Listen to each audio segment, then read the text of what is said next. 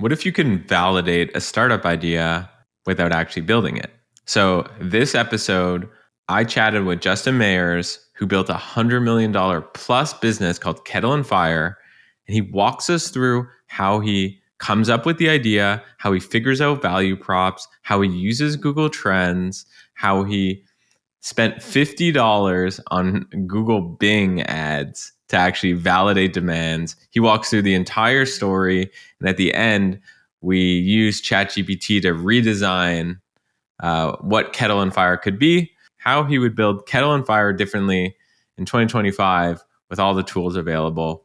This is a really interesting episode around frameworks for coming up with ideas and validating the ideas, because there's a million startup ideas you could be building, but you want to work on the right one. Enjoy the episode.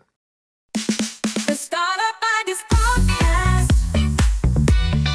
Sipping time, baby. Okay, Justin, by the end of this podcast, what are people going to get out of this episode?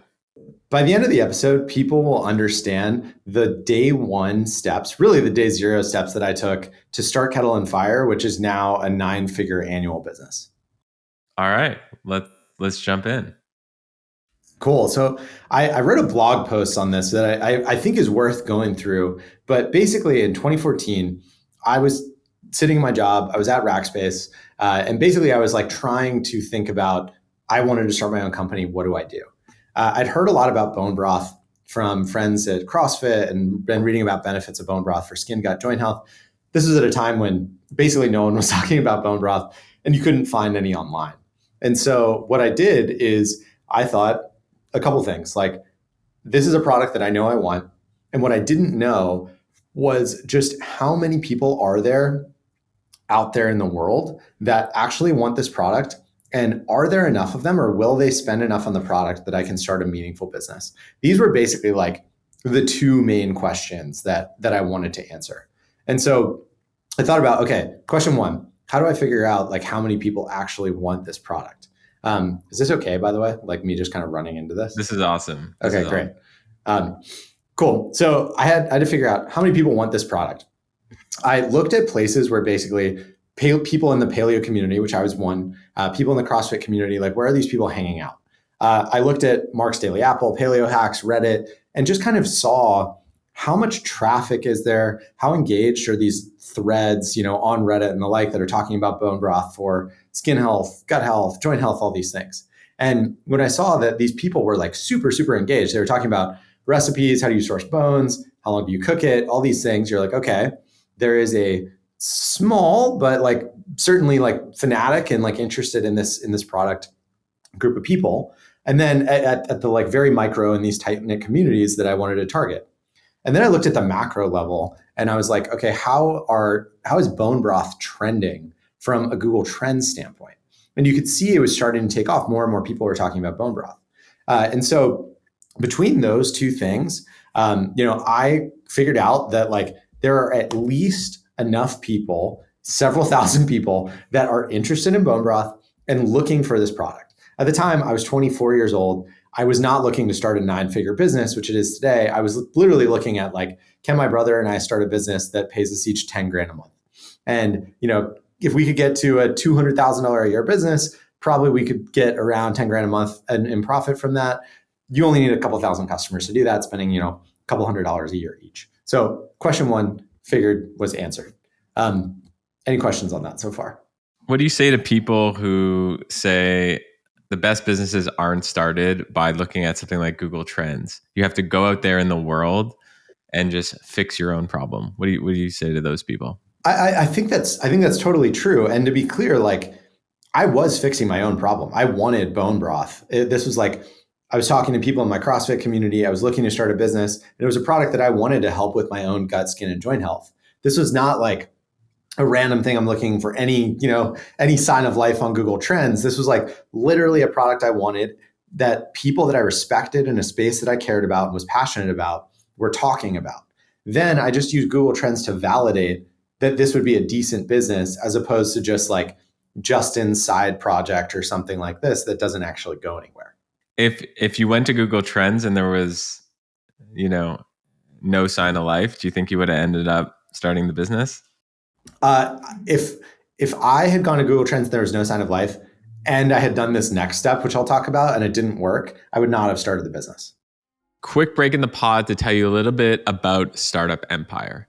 So Startup Empire is my private membership where it's a bunch of people like me, like you, who want to build out their startup ideas.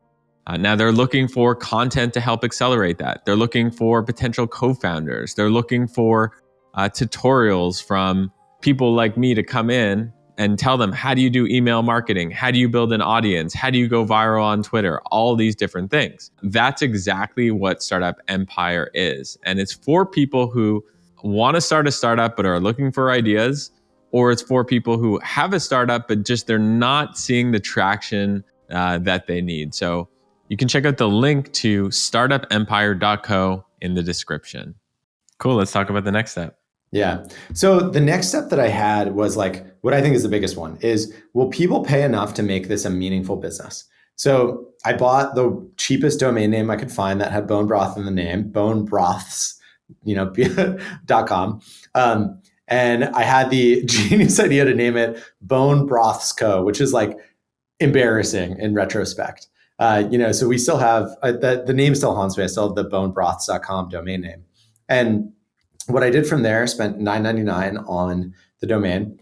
I then went to Fiverr. Now you could get AI to do a way better logo than this, but I went to Fiverr and had paid $5 for someone to develop this like god awful logo and some renders. And I basically put this all on a landing page that looked like this. I used Unbounce. Again, you could use AI to build something way better than this. These were like the tools in 2015. And so I used AI to build this thing, and I was like, okay, I looked at paleo forums. What are the things that people care about? They were interested in healing leaky gut. That was a big thing in paleo at the time.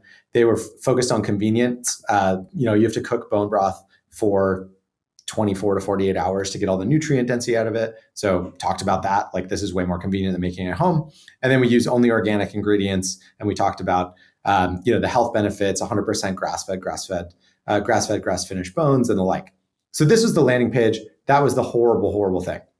And so what I did is, after I had that landing page, is I set a price. I had no idea how to make bone broth. I had no idea how we would go about this, but I figured that I could easily sell bone broth at a profit if I charged $29.99 for 16 ounces.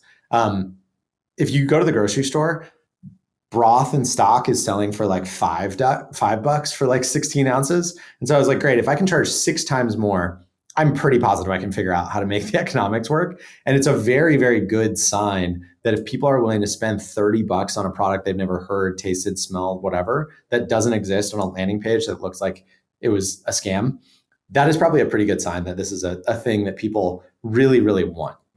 And so what I did is, this landing page, when you hit order bone broth now, what that did is that took you to my personal PayPal, where you would send me, JW Bears, a like $29.99 purchase on PayPal.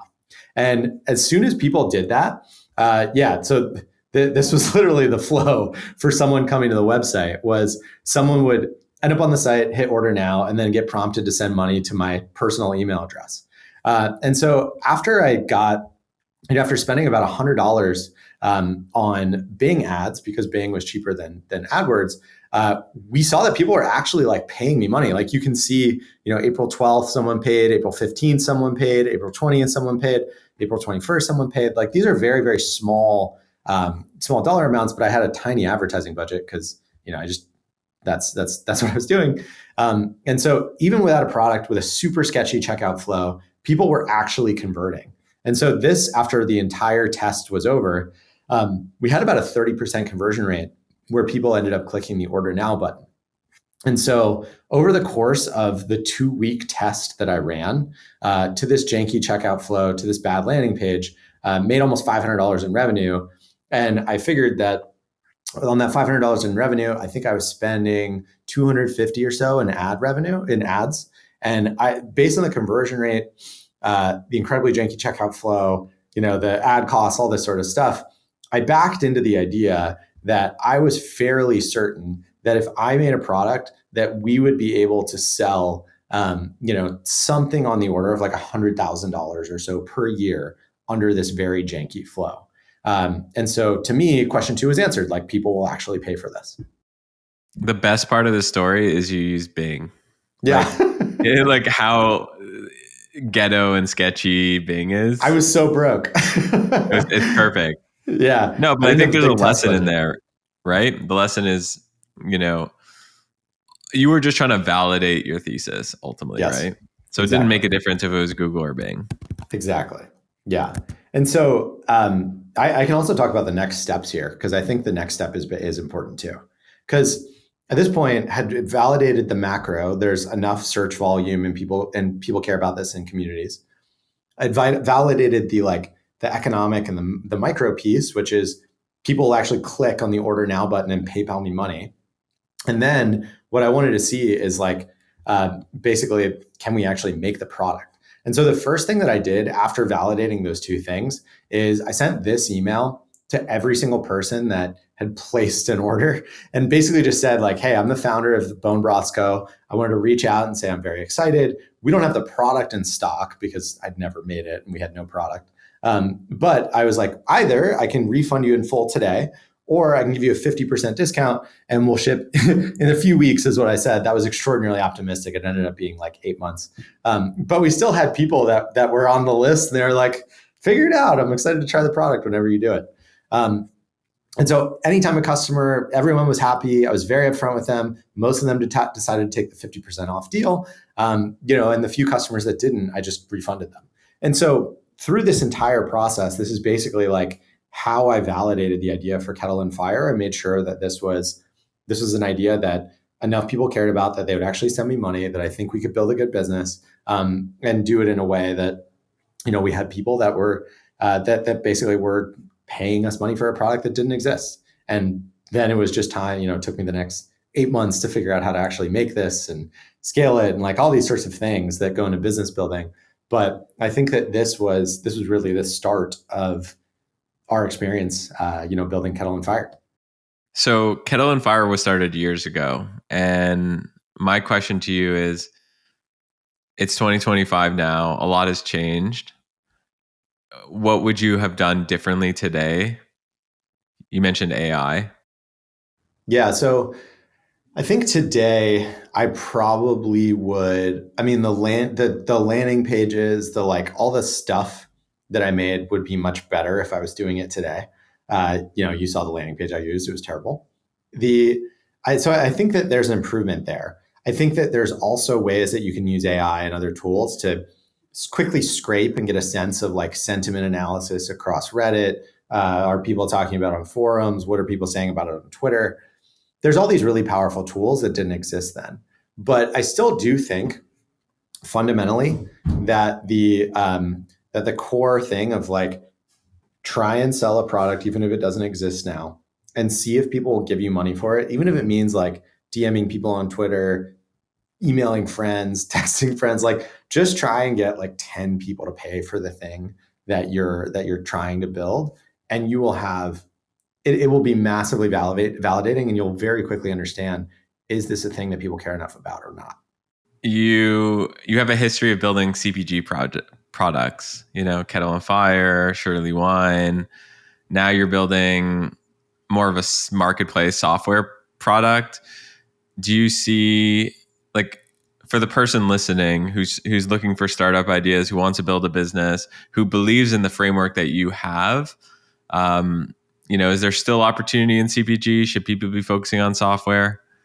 I think honestly, that's such a personal question. Like, there's not really like the people that end up making the most money are generally not ones that are like, I want to focus on software because I want to like make the most money in the world. Like, I often think that like it ended up that I've had a bunch of good ideas in CPG, but that's because I'm very, very interested in the health stuff. And so like I have consistently been early on. Bone broth was early on. The keto trend was early on, the non-alcoholic stuff, all because like I have this macro passion and interest in just like improving human health and trying to solve the chronic disease crisis, which I think is the biggest problem in the country. I think that generally people should probably go to wherever they are like on the frontier and they're among the most interested, like top 0.1% of people interested in a topic. I think that frontier for most people is where you end up having a lot of good ideas, is one where you're just like naturally spending a lot of time. And because you're spending a lot of time, your ideas are much more likely to be new and interesting and different than if you were just like, hey, I'm going to find a software company just to find a software company, you know? I wanna end this pod with two last questions. One is, well, the two questions are, what are the three trends that you think there's opportunity in? And then what are the three tools that, you mentioned using all, new types of tools now, easier than ever. What are three tools that people could use today that they might not be using? Yeah. I think one of them is there's a company called bolt.new that is like a very interesting kind of tool that you can use. I think if you're not getting obsessed about like how to use this newest wave of AI tools and building a business, like you're just going to get left behind. These things are so insanely powerful, and it is going to change how people build and scale companies over the next 1 to 5, 10 years. Like I have zero doubt about that.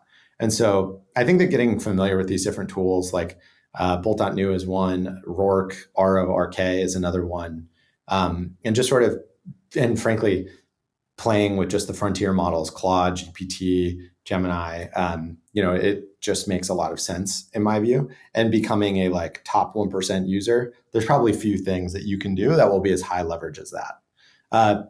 From an opportunities standpoint, it's an interesting question. I think the things that I am interested in right now is I like to think about like what are the big problems in the world that have relatively few people focused on them, or where there's more energy moving in that direction. I cared a while ago, started caring like 10 plus years ago about the chronic disease crisis and all of this, like our food system being poisoned, all of this like health and wellness stuff. And more people are starting to wake up and care about this. And they're starting to wake up and care about it because it's a massive problem. Like the average American is sick. People are getting sicker. Our kids have never been sicker. Type 2 diabetes rates are going crazy. Cardiovascular, it's just everything. And so I think that generally, so often I advise people to find a problem that really lights them up, or that they find interesting, like more interesting than the opposite, and just kind of circle that problem for a while until you find interesting ideas that potentially solve that problem. And if there is a problem that you're really interested in, then naturally, like if you can figure out a way to address one of the most important problems that people have, and their health is certainly one, you can build a business that does quite well doing that. And so I often that's kind of what I recommend people.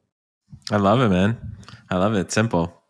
It's Yeah. like find something that you care about, and basically your first product that you're going to build might not be, hit escape velocity, but if you keep kind of circling around it, I think that eventually you'll hit something. Yes, exactly. But I think your point around like you need to validate the market. You need to understand the pain points, look at Reddit, look at community sentiment.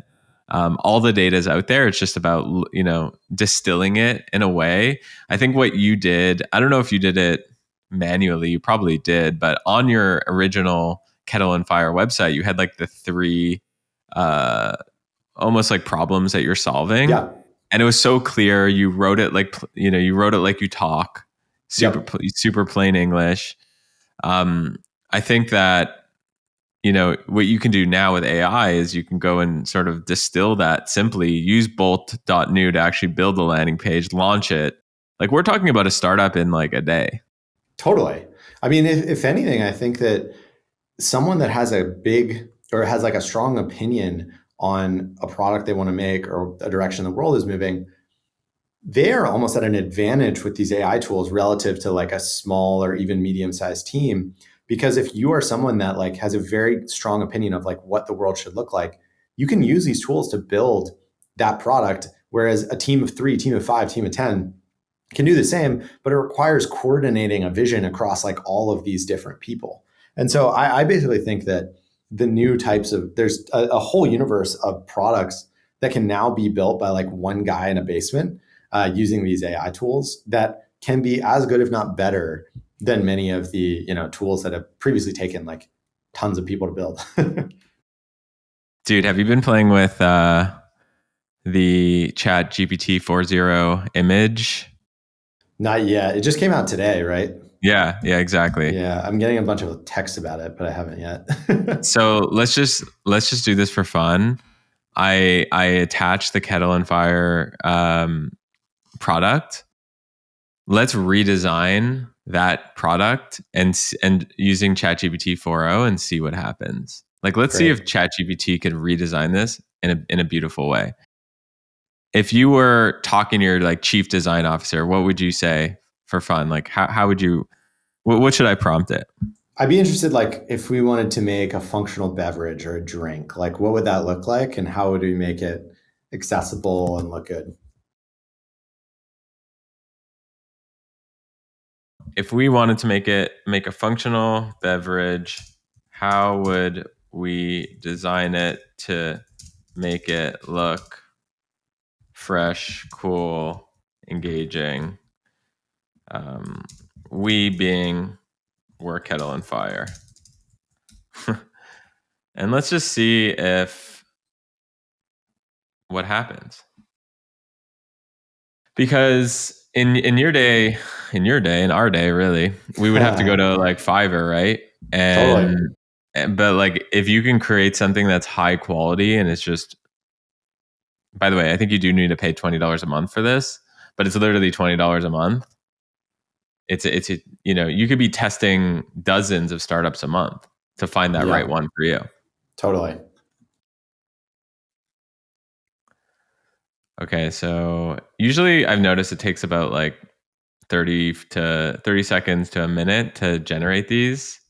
And it's funny because when I'm watching it, I'm always like, why is it taking so long? But it's it's like, dude, this is actual magic. I know. It reminds me of the Louis C.K. bit of like people complaining about airplane Wi-Fi, Right. It's like Exactly. we're hurtling through the sky at 30,000 miles an hour and you're like complaining about, or 600 miles an hour, whatever. You're complaining about like airplane Wi-Fi being slow. Exactly. And by the way, we gave it like basically very little constraints, right? Mhm. If we were working with a designer, I think like a real designer employee, we probably would be, I mean, we would have a kickoff meeting, we would have like a one pager, right? Yep.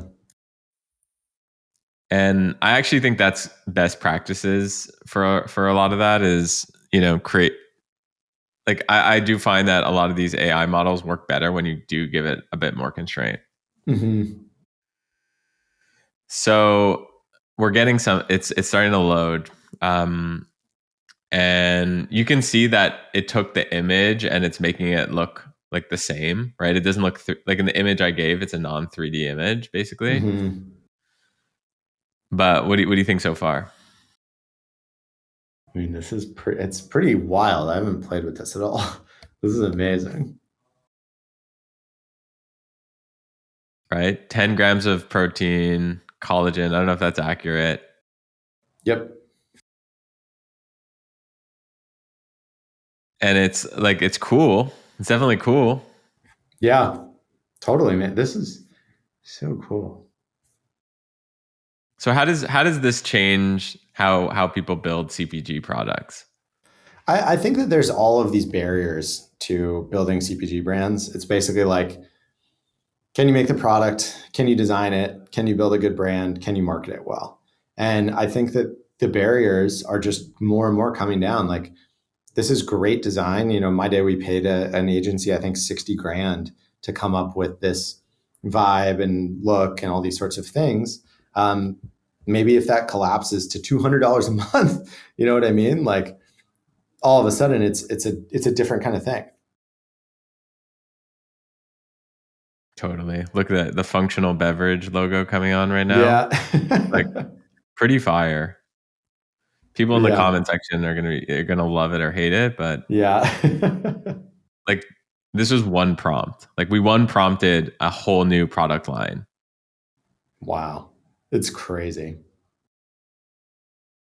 So it's not fully loaded, but you get the idea.